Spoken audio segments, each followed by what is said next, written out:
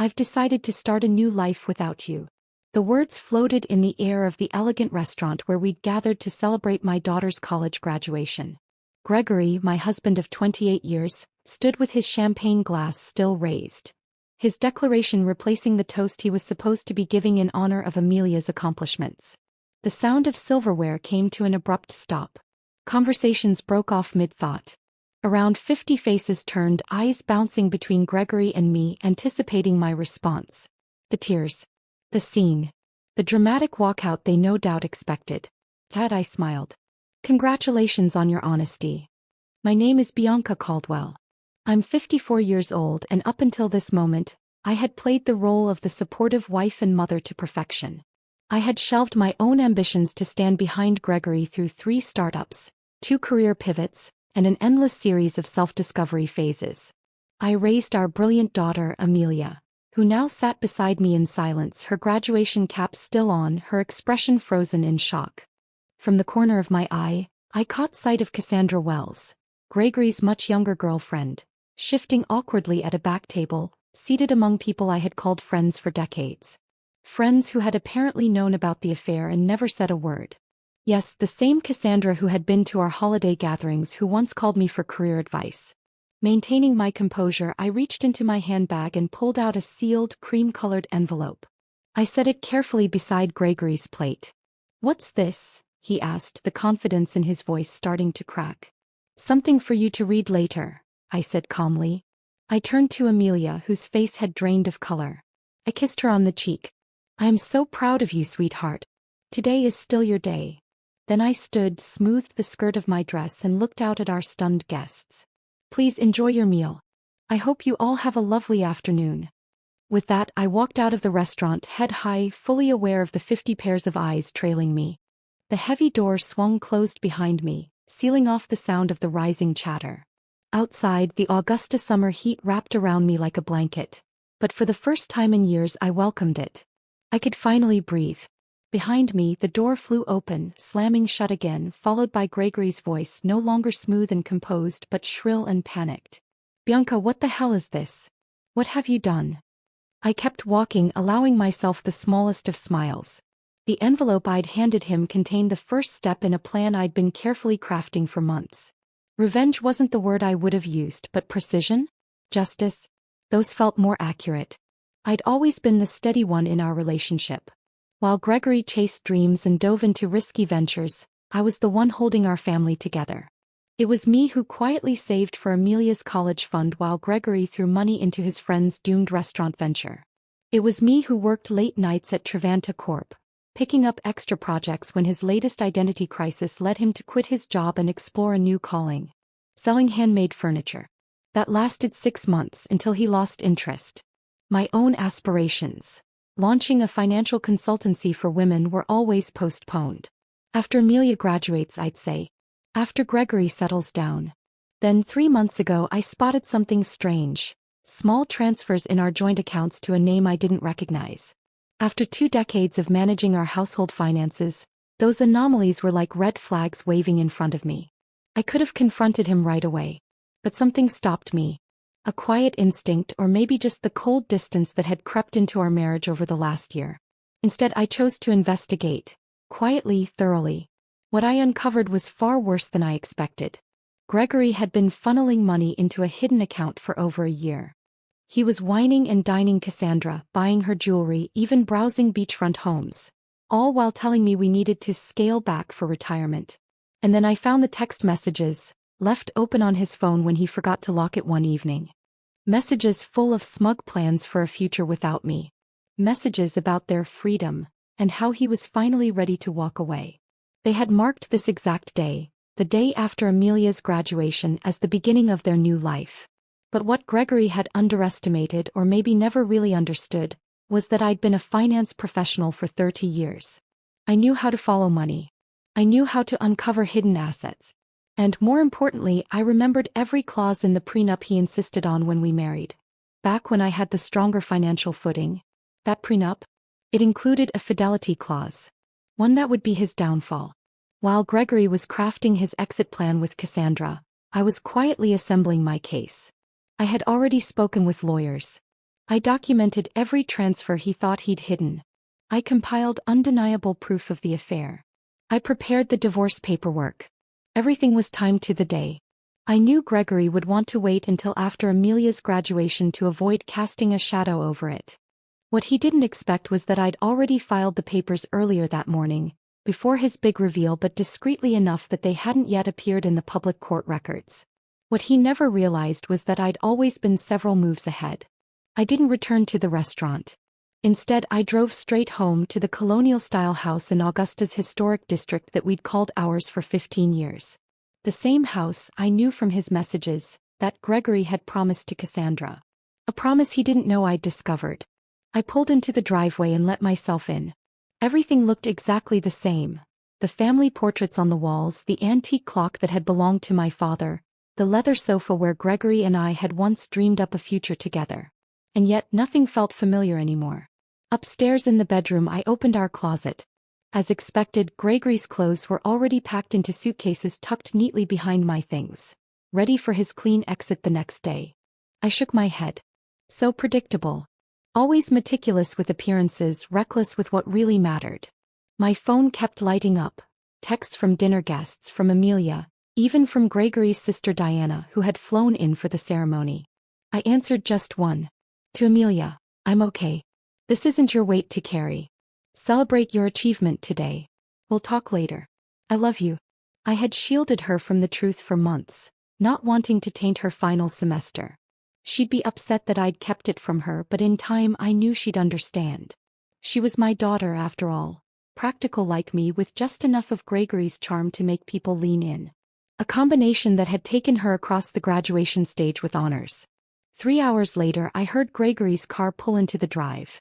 The front door flung open. Bianca. His voice echoed through the house.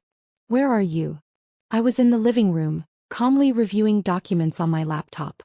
As he stormed in, I closed it, watching him fume, the envelope gripped tightly in his hand. What is this? He barked. You served me divorce papers? I met his eyes, unshaken. It seemed to line up with your schedule. You wanted to begin a new chapter. I'm just helping move it along. You had no right. I had every right, I cut in, my tone cool. Just like you had every right to choose Cassandra. We all live with the choices we make, Gregory. He smirked, a glint of arrogance returning. That prenup expired years ago. Any lawyer could tell you that. I allowed myself a quiet smile. Actually, it didn't. Section 12, I said evenly, makes it very clear. The fidelity clause remains valid for the entirety of the marriage. Your attorney should have explained that. But I'm guessing you didn't actually speak to one, did you? The smugness evaporated from his face. Color drained from his cheeks as the realization set in. The prenup, the one he had insisted on to safeguard his imaginary fortune, would now cost him everything. The house. The Savannah vacation property. His share of our retirement accounts. That little performance at the restaurant had just become the most expensive declaration of his life. You can't do this to me, Gregory said, collapsing onto the couch, suddenly deflated. We built this life together. And you decided to tear it down, I replied calmly. Just not in the way you imagined. His phone buzzed in his pocket over and over again. He checked it and quickly put it away. Cassandra. No doubt waiting for an update. Wondering why their picture-perfect exit wasn't going according to plan. He changed tack. You've always been strategic, Bianca, but this is ice cold. He tried for sentiment. What about everything we've been through? 28 years. That doesn't mean anything to you. I looked at him, really looked at him. The man who'd held my hand through heartbreak. Who once swept me away to Charleston for our 10th anniversary. The man who used to write notes on my birthday cards instead of just signing his name. When had that man disappeared? Or had he always been slipping away and I was just too loyal to see it? Our history meant everything to me, I said honestly. That's what made the betrayal cut so deep. His expression softened, hope flickered. He leaned forward slightly. Then maybe we can fix this. I made a mistake. People do. This wasn't a mistake, Gregory. A mistake is forgetting an anniversary. What you did was deliberate, sustained, and cruel. You're blowing this out of proportion, he said, the defensiveness creeping back in. Am I? I asked quietly. I picked up my phone, opened the recordings folder and hit play. His voice filled the room. After the graduation I'll tell her it's over. A public setting is better. She won't make a scene in front of everyone. Then Cassandra. And she has no idea about the money? Gregory again. None. Bianca trusts me completely. That's her weakness. His face went pale. You recorded us? That's illegal. Not in Georgia, I said, my voice cool. Only one party has to consent. And I did. And it's not illegal when it happens in your own home, I added calmly. I didn't record your private moments with Cassandra. I'm not vindictive.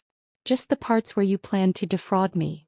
Gregory abruptly stood, clearly flustered. I need to make some phone calls. By all means, I said, grabbing my purse. Might want to start with a lawyer. I'll be staying at Diana's tonight. His eyes widened. Diana? My sister. I nodded. Yes. She's not thrilled with you either. He blinked in confusion. She knew. She saw you and Cassandra together last Christmas. She didn't tell me right away, she confronted you first.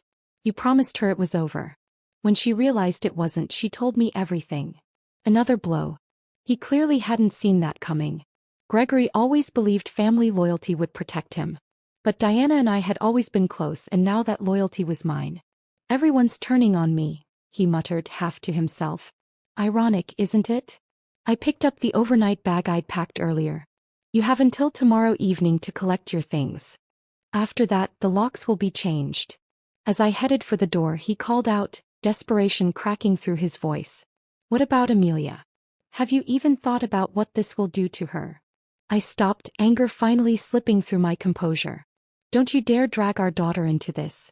You weren't worried about how this would affect her when you were laying the groundwork for a beachside fantasy with Cassandra. His phone buzzed again. He checked it, groaned audibly. Something wrong? I asked. She's already at the apartment. She's moved her things in. I raised an eyebrow. You mean the apartment you put both your names on? The one you tried to lease last month? He nodded, looking perplexed. You should probably talk to the leasing office, I said. Your application was flagged for credit discrepancies. They called the house to verify some information. I took the call. And with that I walked out, leaving Gregory in the middle of his collapsing house of cards.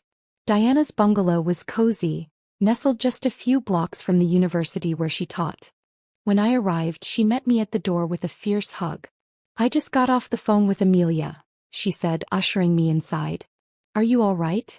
Better than I thought I'd be, I admitted, following her into the kitchen, where a bottle of wine was already breathing on the counter. I never imagined Gregory would be so reckless, she said, handing me a glass. A scene like that? At a graduation party? It wasn't a mistake, I said quietly, taking a sip. He wanted to humiliate me. Make it public so I'd have no space to respond. No way to stand up without looking unhinged. Diana's expression darkened. My brother's always had a taste for the dramatic, Diana said dryly. But this is a whole new level. We settled into her sunroom, a cozy space filled with thriving plants and shelves brimming with books. Diana had chosen a different path than me. Never married, content with her independence and academic work. Over the years I'd occasionally envied her freedom. What was in that envelope? She asked, curiosity overtaking her usual restraint. I laid it all out. The divorce filing, the documented financial deception, and most crucially, the prenuptial agreement Gregory had conveniently forgotten still held power. Diana chuckled, shaking her head. The prenup. I remember when he pushed for that. Dad had just given him the seed money for his business. He was obsessed with protecting his assets. She took a sip of her wine, her expression darkening. The irony is almost poetic. My phone rang. Amelia. I steadied myself before picking up. Mom, she said, her voice tight. I'm coming over. You don't have to. I'm already on my way, she cut me off. Dad's telling people you've lost it, that you've been scheming behind his back for months.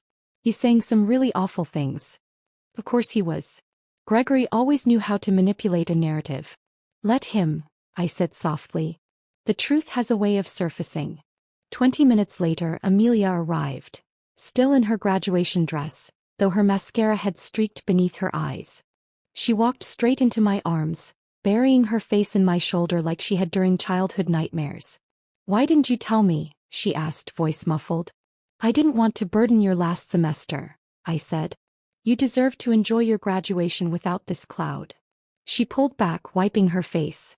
"Well, Dad took care of ruining it anyway." We moved into Diana's living room where I gave Amelia the full story. How I discovered the affair, the money transfers, the messages, and the web Gregory and Cassandra had spun. "I knew something was off," Amelia confessed. "He was distracted all the time, glued to his phone. But I didn't think it was this." "No one ever wants to see the worst in someone they love," Diana said gently. My phone buzzed again. A text from Philip, my attorney. The emergency filing had gone through. The accounts I'd flagged were frozen. Gregory now had access to basic funds, but the rest were locked until the divorce proceedings. I handed my phone to Amelia and Diana to read. "Good," Amelia said, her voice steady with righteous anger. "He deserves this." Her support warmed something inside me. But I knew how complicated these relationships could be. "He's still your father," I reminded her. "Whatever happens between us, that's something you'll have to navigate in your own time." She looked down. "Maybe one day. But right now, I don't want to hear his voice. He told me this morning how proud he was of me. All while planning to blow up our family just hours later." The doorbell rang. Diana stood to answer it. When she returned, her face was drawn. "It's Gregory," she said quietly. "And Cassandra's with him." I stood, forcing myself to stay composed as Diana led them into the room. Gregory looked tense. Cassandra even more so. Her eyes flicked around like a trapped animal and she shifted nervously on her heels. She was 37, not exactly a trophy wife but still 17 years younger than me. Her shoulder-length blonde hair and effortless confidence suggested someone who'd never really struggled. Gregory, on the other hand, looked furious. The desperation I'd seen earlier had shifted into anger. "Bianca, you need to stop this madness," he snapped. "Unfreeze the accounts. We can handle this like rational adults." Amelia stood, stepping slightly in front of me. "Maybe you should have tried being rational before announcing you were leaving Mom in front of everyone." Gregory blinked, as though just realizing our daughter was there. "Amelia, this doesn't concern you." "Doesn't concern me?" she repeated, stunned. "You blew up our family on my graduation day and you think it doesn't concern me?" Cassandra lightly touched Gregory's arm. "Greg, maybe we should go." He brushed her hand off. "No. I'm not going anywhere until Bianca starts acting reasonably." Diana crossed her arms. "Funny. Bianca's the only one acting reasonable right now. You made this mess, Gregory." I stayed seated, watching everything play out. I'd spent years as the mediator, the one who kept the peace and smoothed over conflict. But that part of me was done. I had put it down for good. "The accounts will stay frozen until the preliminary hearing," I said evenly. "That's in 3 days. The judge will sort out the assets then." 3 days. Gregory nearly choked. "What am I supposed to do in the meantime?" "You have your personal account," I reminded him. "The one you've been quietly transferring money into for the past year. That should hold you over." Cassandra turned sharply toward Gregory. "You have a separate account? How much is in it?" It was clear she hadn't been fully in the loop either. Gregory ignored her question. "This is cruel, Bianca. This isn't who you are." "Maybe you never really knew who I was," I replied. "Just like I clearly didn't know you." Amelia looked at Cassandra. "Did you know he was going to make that announcement? At my celebration?" Cassandra looked genuinely remorseful. "I thought he was going to speak with your mother in private. The public announcement.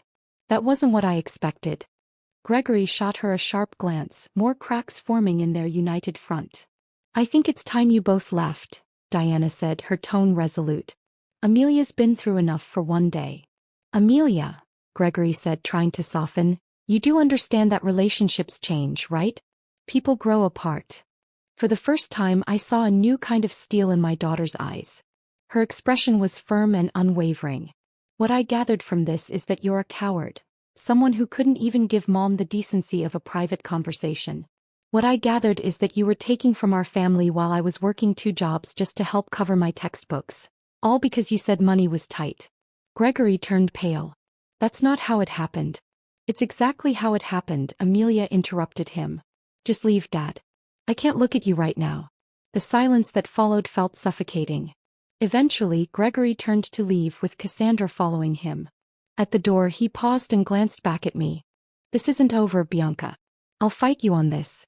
I met his gaze without flinching. "Feel free to try." Once they were gone, Amelia crumpled beside me on the couch, tears flooding her face. I've never spoken to Dad like that before. I pulled her into a hug. Sometimes doing the right thing is painful. Diana came in with fresh glasses of wine. "To new beginnings," she said, raising her glass. I nodded.